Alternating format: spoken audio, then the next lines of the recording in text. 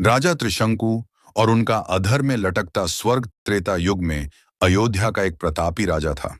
त्रिशंकु वह एक महान शासक था, लेकिन उसकी एक अनोखी इच्छा थी। उसने ठान लिया था कि वह अपने शरीर के साथ स्वर्ग जाएगा। यह विचार किसी ने पहले नहीं सुना था, क्योंकि शरीर के साथ स्वर्ग जाने की कोई परंपरा नहीं थी। यह देवताओं के नियमों के विरुद्ध था।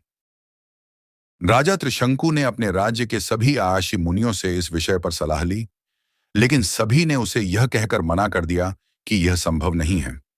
जब त्रिशंकु ने अपने गुरु वशिष्ठ से इस विषय में चर्चा की, तो उन्होंने कहा, राजन, यह प्रकृति के नियमों के विरुद्ध है। कोई भी व्यक्ति अपने नश्वर शरीर के साथ स्वर्ग नहीं जा सकता। लेकिन राजा त्रिशंकु अपनी जिद पर अड़े रहे। जब वशिष्ठ ने उनकी सहायता करने से इनकार कर दिया, तो वह महर्षि विश्वामित्र के पास पहुंचे। विश्वामित्र अपनी तपस्या और कठोर साधना के लिए प्रसिद्ध थे। जब त्रिशंकु ने उनसे अपनी इच्छा प्रकट की, तो महर्षि ने थोड़ी देर सोचा और फिर बोले, यदि देवताओं ने तुम्हें अस्वीकार कर दिया है, तो मैं तुम्हें स्वर्ग भेजूंगा। महर्षि विश्वामित्र ने अपनी दिव्य शक्तियों से त्रिशंकु को स्वर्ग की ओर उठाना शुरू किया। राजा त्रिशंकु धीरे धीरे आकाश की ओर बढ़ने लगे। वह देवताओं के लोक के करीब पहुंचने ही वाले थे कि इंद्रदेव ने उन्हें देख लिया। इंद्रदेव क्रोधित हो उठे और बोले, त्रिशंकु, यह असंभव है। कोई भी अपने शरीर के साथ स्वर्ग में प्रवेश नहीं कर सकता। तुम नियमों के विरुद्ध जा रहे हो। इतना कहते ही इंद्रदेव ने अपने वज्र से त्रिशंकु को वापस नीचे धकेल दिया।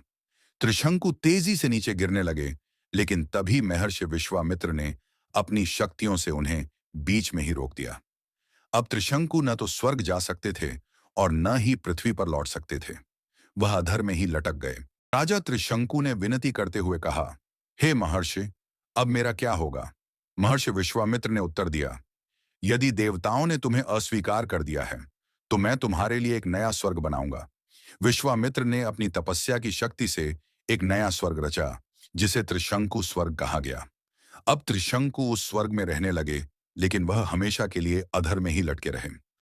इस कथा से हमें यह सीख मिलती है कि प्रकृति के नियमों के विरुद्ध जाने की कोशिश करने पर परिणाम अनिश्चित और भयावह हो सकते हैं। जो नियम ब्रह्मांड में स्थापित हैं, उन्हें बदलने का प्रयास विनाशकारी सिद्ध हो सकता है।